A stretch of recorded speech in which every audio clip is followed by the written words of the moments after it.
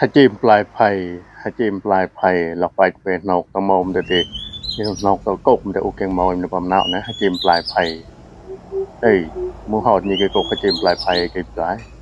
ถูกแต่หอดพอเด้ประเดี๋ยวนาติโมเมื่อกี้ฮบ้าเมาระดีรอสินโจลพัง Samsung Galaxy A53 5G กันนะเอ็นยาวรองเลยถ้าต่อแรกประเดี๋ยวเดี๋ยวเป็นปลายตอนเดี๋ยวมาปลายตอนนะ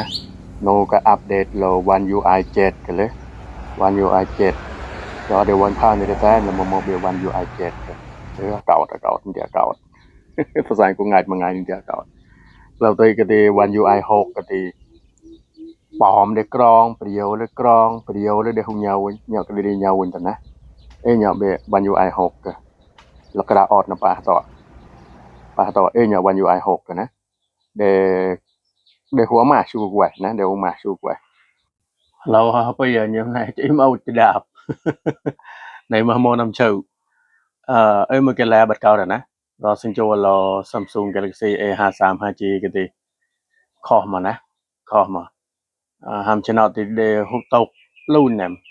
xin cho coi mong một năm 3 năm bằng nè